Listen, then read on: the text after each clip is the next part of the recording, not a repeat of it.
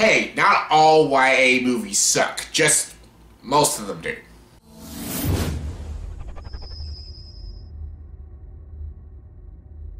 Hey everyone, welcome to the top 10 list. Welcome to my top 10 best and worst YA movies. Yes, to celebrate Maze Runner, the Death Cure that just came out pretty recently, I thought I'd do my top 10 best and my top 10 worst YA movies, young adult movies. And yes, there's a bit of a rule when it comes to these top 10s. I know there's a lot of YA movie adaptations out there and stuff, but I'm only including, the ones that most people consider YA. I'm not including like Wonder or Perks to Be a Wallflower stuff. I'm mostly just counting down the YA movies that are like fantasy, sci-fi. Your Hunger Games, your Twilights, your fucking Divergence and stuff, Harry Potter and stuff. Those are the YA movies I'm counting down in these top 10 best and worst YA films.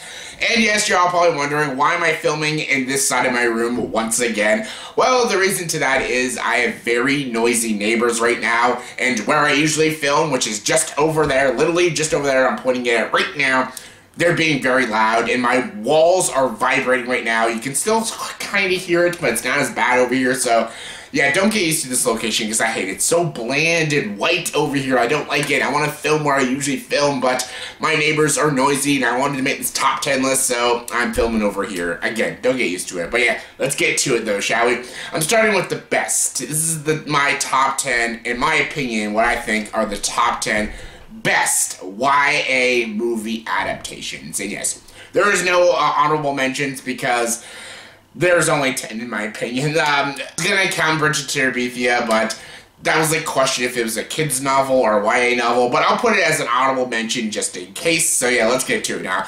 Coming in number 10 for my 10th favorite or 10th best YA movie adaptation is Beautiful Creatures. Beautiful Creatures is actually a pretty good film. I've only seen it once. I saw it in theaters when it first came out, and I liked it. I enjoyed the characters. I bought the romance more than I did in a lot of these other fucking movies, and yeah, the guy's gonna be a young Han Solo, so that's pretty cool, and I liked Jeremy Irons, Viola Davis, Emma Thompson, Emmy Rossum as the villain was really great, and she looks so good in this movie. I actually got invested with the story and the relationship. I was kind of sad that they didn't make sequel to this because this is actually a YA romance that I actually bought into, but it didn't make it good. It didn't make a killing in the box office, which sucks, but I liked Beautiful Creatures. There's nothing to it. It is very formulaic. It is very predictable and cliched. It's a lot like every other YA movie out there, but it's just done more competently, and it's got better performances and just more likable characters, and they feel more real. The ending was pretty stupid, but still, the movie itself was really good, and I did enjoy it.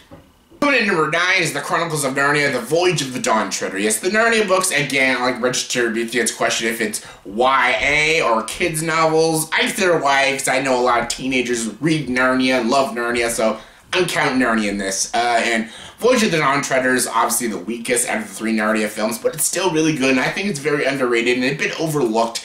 It didn't make a killing in the box office. That's probably why we're not getting many of these Narnia films. We were getting them every couple of years now. They just stopped making the Narnia films, and it just sucks, because this is actually a pretty decent film.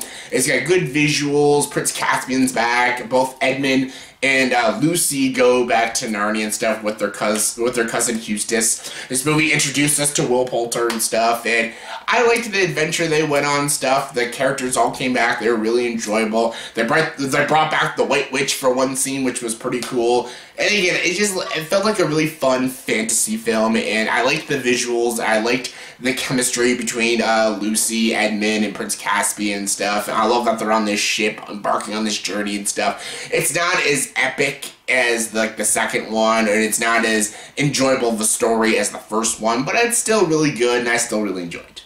Coming in number 8 is the very first Hunger Games. Yes, the Hunger Games. May the odds be ever in your favor. Hunger Games is really good. I like this franchise. Some people can take it or leave it with this franchise, but I really enjoyed this franchise. And this is definitely the weakest. Yes, it's not always very heard of that the first film is usually the weakest of the franchise, but this is still really good. I love Jennifer Lawrence as Katniss Everdeen. I love that it's the story about the society and each district is more of a broke district and stuff. And to get rid of the population problem, they have the Hunger Games every year when all these young kids fight to the death and only one could survive. And when the one person survives, they get rich and stuff and they get to live the good life and everything. And the rest just die horribly. And basically it's Battle Royale but less violent and gruesome. But yeah, I really enjoyed this film. I loved the books. And I liked what Gary Ross did in this movie. There is a lot of shaky cam. A lot of shaky cam. And there's a lot of things they just completely missed from the books. But I still think it was decent. I wasn't always the biggest fan of Gale and Peeta, but they got a little better as the sequels went on. I love Jennifer Lawrence. I love Woody Harrelson as Hamish Abernathy. He's like my favorite character. Like Kravitz was great. Donald Sutherland was great. Elizabeth Banks was great. The costumes, the production looks great. It's very intense. It's got a great conclusion. And just, I'm a big Hunger Games fan.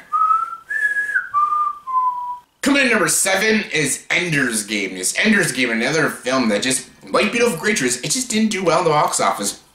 People just didn't want to see Ender's Game and stuff, but I really enjoyed this film. I actually thought this was legit a great film, and I thought it was well directed. I liked Asa Butterfield in this movie, Harrison Ford, Viola Davis, again, Viola Davis, and Haley Steinfeld. Everyone was really great in this movie. It's a cool futuristic story with a really great twist ending, and man, I didn't see that ending coming. And the character Ender is actually a very likable and very compelling character. You buy him as this leader and stuff. I love the game they play. It's like Blitzball from Final Fantasy X and shit like that. And it's just an interesting story, and I really wanted to see where the story was going in the sequels, but again, we're not going to get the sequels, which just sucks because I like this more than Beautiful Creatures. I actually wanted to know what was going to happen to these characters, what was going to happen to this alien species that they just destroyed and stuff.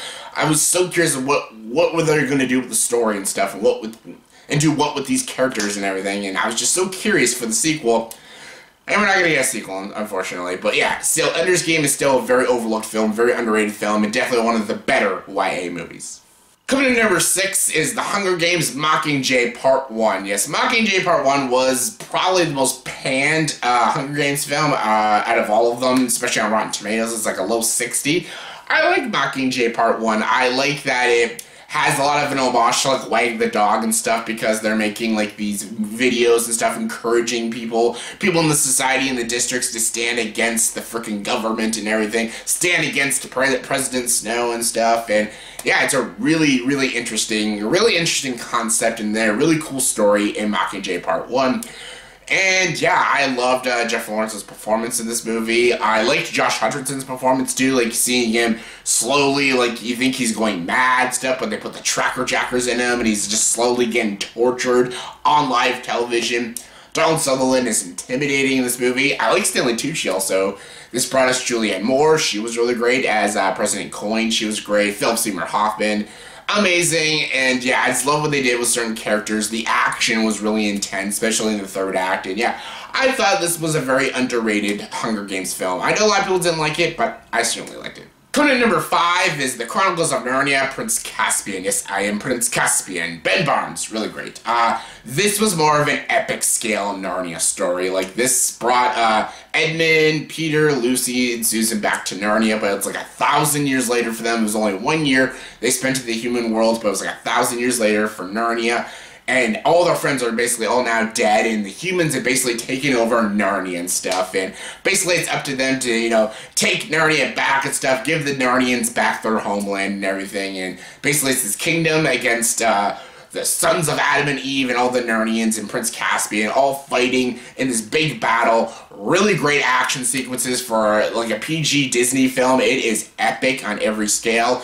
Liam Neeson's back as Aslan, not very big, but he's still really great. The visuals are great. The CG looks great. There's some cool action scenes. Again, the White Witch is back in this one, and what they did with her in this movie was really cool. A lot of really cool payback for Edmund. That was really awesome. And yeah, I loved this movie. I thought this was so good. Again, it had very mixed reviews when it first came out, but I stand by it. This is a damn great film and a damn great sequel. Coming in number 4 is The Hunger Games Mockingjay Part 2. Yes, another one that was pretty kind of mixed with people, but again, I loved Mockingjay. I like this whole franchise. I'm a huge Hunger Games fan, so I liked this movie, and I liked the conclusion. It was very loyal to the book. The only thing I would have changed is the scene when Peeta and Katniss are in bed together. They should have just ended it there, but then they had to go a little too sappy with its ending. Other than that, I think this is great. I love the ending with President Snow and how he goes out really twisted. Donald Sutherland is fantastic in this movie. What Katniss does to President Coin, Julianne Moore was really great. What happens to Prim is really sad. What happens to frickin' Finnick is really sad. And there were some really intense action sequences, really intense and really thrilling scenes. There's some great cinematography and very solid editing in this film. I thought Josh Hutcherson was good in the movie. Same with Liam Hemsworth and especially Jennifer Lawrence. Yeah, Jennifer Lawrence has been phoning in some performances lately, but she is genuinely good in these Hunger Games films, and I thought she was genuinely good in Mockingjay Part 2, and I liked the conclusion, the action scenes, and what they did with a lot of the characters, and yeah, it's just an all-around great film and a great conclusion to this franchise. Coming in number 3 is The Hunger Games Catching Fire. Yes, Catching Fire is hands down the best fucking best Hunger Games movie. I don't know why I'm talking like that, but still. Catching Fire was so good. What Francis Lawrence did with it was so good. Basically, it just did the Hunger Games all over again, but did it way better and stuff. Better shots, better cinematography, better editing, more intense sequences, better characters and everything. And it's also much different because the Hunger Games, it's a quarter quill, and every quarter quill, basically the people who won the last Hunger Games, they all have to compete once again, so the stakes are so much higher. And a lot of people are psychologically traumatized from the original Hunger Games and stuff, and some of them are older, some of them are younger, so a lot of people are at an advantage and disadvantage in this Hunger Games, and it's intense. And the way they did the stadium, it's like a big clock and stuff, it's really cool. I just found the stakes are so much higher in this film, and I thought the social commentary was much more interesting. It was not just, it wasn't like on the nose like the first one, it was actually very subtle, very smart, very clever. Philip Seymour Hoffman is amazing in this film. Same with Woody Harrelson and Jeffrey Wright and everything. But yeah, Jennifer Lawrence is fantastic. I actually bought her chemistry with Josh Hutcherson in this movie and stuff, and it was really great. There's some brutal scenes and intense scenes, and they all work perfectly. And this is hands down the best Hunger Games movie and one of the best YA movie adaptations. Coming in number 2 is The Chronicles of Narnia, The Lion, the Witch, and the Wardrobe. Yes, I love this freaking movie. I love this movie. I love the book by C.S. Lewis. Such a great book. I loved reading it as a kid. When this movie came out, I was just ecstatic to see this movie on the big screen. I saw it twice in theaters. Loved this movie. I love the characters. I love Peter, Lucy, Susan, Edmund. The actors that played them did all a great job, especially the little girl who played Lucy. She was fantastic. James McAvoy as Mr. Thomas. And the chemistry, the friendship between Lucy and Mr. Thomas is like the heart and soul of this film. Liam Neeson as Aslan was perfect casting. Tilda Swinton as the White Witch, a really great, intimidating villain. Oh, I just love it. Even Jim Broadbent as the Professor, it's such brilliant casting. Ray Winstone as the Beaver, it's just amazing casting. Rupert Everett as the Fox, just a lot of great voice acting, a lot of great performances, great action scenes, especially in the third act when the big battle and stuff between the White Witch and Peter, and he has to lead the army and stuff. Really intense, very dark scenes, especially with Aslan stuff when he has to sacrifice himself for Edmund and everything. It's a really dark and brutal scene.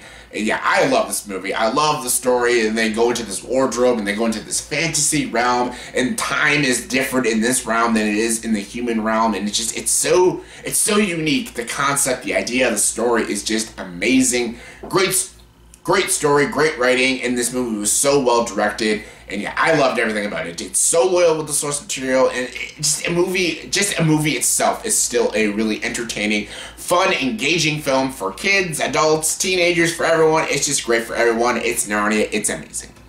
And my number 1 favorite, or the number 1 best YA movie adaptation, in my opinion, is a complete cheat, but I don't give a shit, and that is the entire Harry Potter franchise. Yes, I am fucking cheating. I am so sorry, but I'm just going with Harry Potter.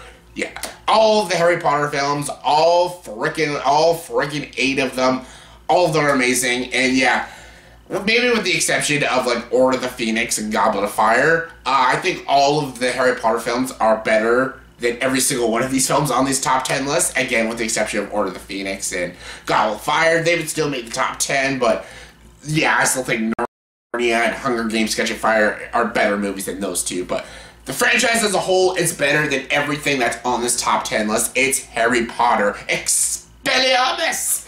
I love it. I grew up with Harry Potter. I love the books. I love these movies. I've seen all of them in theaters. I bought the DVDs, the VHS tapes, and of course the Blu-rays just recently.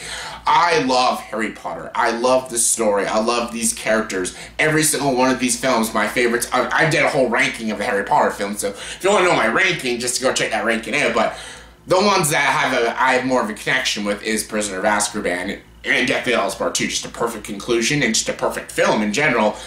This franchise has gone through a lot of different actors, different directors, but they all capture the spirit and the soul of Harry Potter in the books and stuff into these movies, and they're just brilliantly done. I love Harry Potter. I have talked about Harry Potter to death. Everyone knows I'm a huge Potterhead, and for good reason, because it's amazing, and of course, it's the best YA movie adaptations ever. Ever. So yeah, that was my top 10 best YA movie adaptations in my opinion. So yeah, in the comment section below, please tell me, did you agree with this top 10 list? If not, give me your top 10 favorite YA movie adaptations. I don't think there's a lot of great ones, but I bet you can think of a top 10. And yes, look forward to the next video. I'll be doing the top 10 worst YA movie adaptations. A much funner video. So yeah, your thoughts and opinions, comment below, let me know. And as always, if you like this video, please subscribe to this channel and join the dark side.